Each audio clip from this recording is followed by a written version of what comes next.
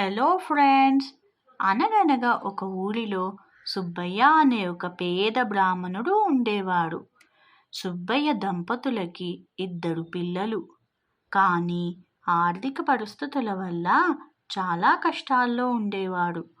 ఒకరోజు అతను భగవంతుడిని ప్రార్థిస్తూ, ప్రభూ, నా కుటుంబాన్ని కాపాడు, నాకు ఏదైనా మార్గం చూపించు అను మనసులో అనుకుంటాడు.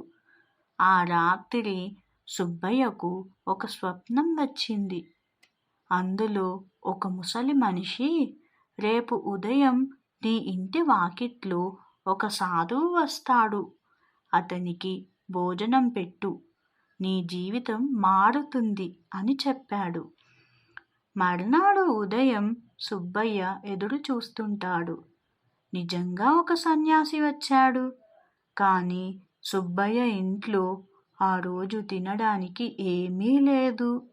అతని భార్య ఒక చిన్న గిన్నెలో అన్నం మాత్రమే ఉంచింది.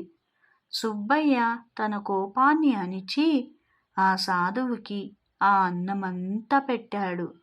సాధువు సంతోషించి, నీ దాతృత్వాన్ని చూసి నేను ముగ్ధుడిని అయ్యాను, ఇది తీసుకో అంటూ ఒక చిన్న పళ్ళెం ఇచ్చాడు.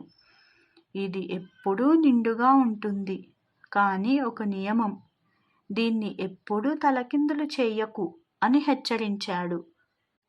సుబ్బయ్య ఆనందంతో వెలిగిపోయాడు.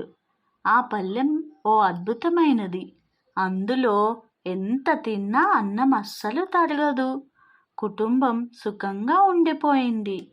కానీ అతని భార్యకి ఒకరోజు ఆశ వచ్చింది.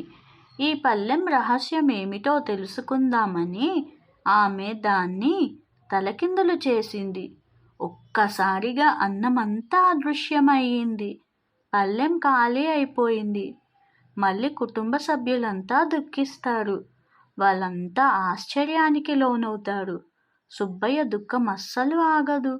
కానీ అతను మళ్ళీ సాధువుని వెతుక్కుంటూ అడవిలోకి వెళ్తాడు. ఒక రాత్రి ఒక గుహలో అతను కనుక్కున్నాడు. సాధువు నవ్వుతూ, మనుషులకి ఆశే ప్రధాన శత్రువు, నీవు నా పరీక్షలో ఉత్తీర్ణుడివయ్యావు అని చెప్పి ఒక బంగారు నాణెం ఇస్తాడు. ఇది నీకు సహాయం చేస్తుంది, కానీ దీన్ని ఎప్పుడూ ధర్మం కోసమే ఉపయోగించు అని అంటాడు. సుబ్బయ్య ఆ నాణెంతో ఒక చిన్న దుకాణం తెరిచాడు. కాలం గడిచేసరికి అతను బాగా ధనవంతుడయ్యాడు.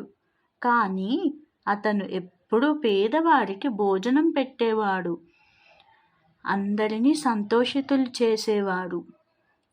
అలానే సాధువుని కూడా గుర్తించుకుంటాడు జీవితకాలం.